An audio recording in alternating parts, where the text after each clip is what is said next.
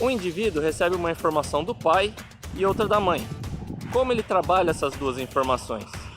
Neste primeiro vídeo sobre ação gênica, a gente vai falar sobre dominância e codominância ou aditividade. Meu nome é Rodolfo Assis, sou técnico da Berrante Genética, da Alta Genetics e do Programa de Melhoramento Embrapa GenePlus.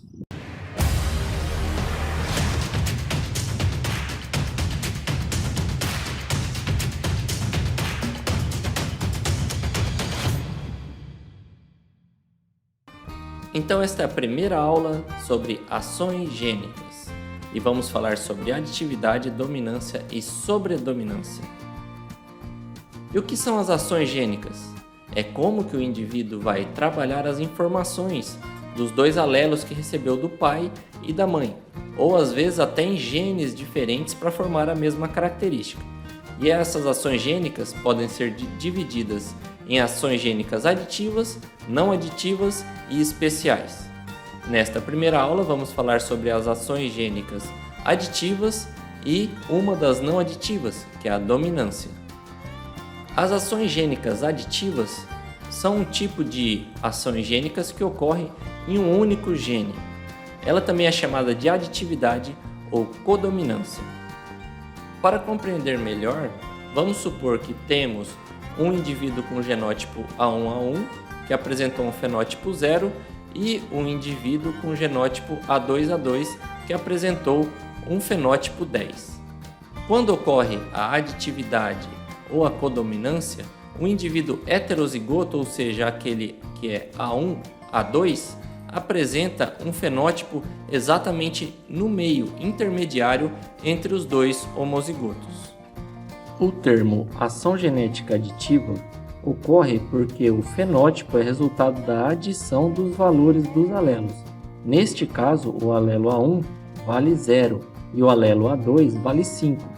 E os genótipos A1A1 seria a soma de 0 mais 0, o fenótipo A1A2 heterozigoto seria a soma do A1 0 mais o A2 5 e o homozigoto A2A2, o fenótipo dele seria 10, porque é a adição do valor de A2, 5, mais outro alelo A2, que também vale 5.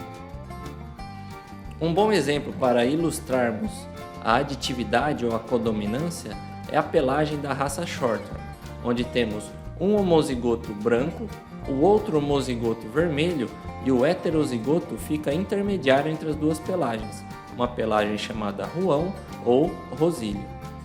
Vale ressaltar que a aditividade ou codominância é a mais importante ação gênica no melhoramento genético animal. Agora vamos falar sobre a dominância. A dominância pode ser dividida em três tipos: a dominância completa, a dominância parcial e a sobredominância. Então vamos falar sobre dominância completa.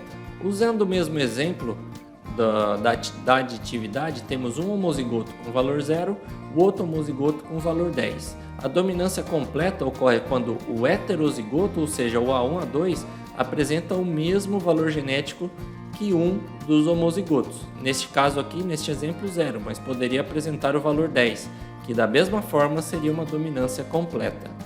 Neste exemplo, o alelo A1 é dominante, o alelo A2 é o recessivo. Em geral, o alelo dominante é escrito com a letra maiúscula e muitas vezes o alelo recessivo é escrito com a letra minúscula. Um exemplo clássico é a pelagem da raça Angus, onde temos um homozigoto com a cor preta, o outro homozigoto com a cor vermelha. E como o preto é dominante sobre a característica vermelha, o heterozigoto sai também da cor preta. E o que seria a dominância parcial? A dominância parcial ocorre quando o heterozigoto não apresenta o mesmo valor do homozigoto e nem fica no meio, como no caso da aditividade, mas apresenta um valor intermediário, neste exemplo aqui com o valor 8, quando o alelo A2 tem uma certa dominância sobre o alelo A1, mas não uma dominância completa. Como exemplo, podemos citar a cor das flores maravilha, onde a gente tem um homozigoto sendo roxo, outro homozigoto sendo branco e o heterozigoto mais próximo do roxo do que do branco.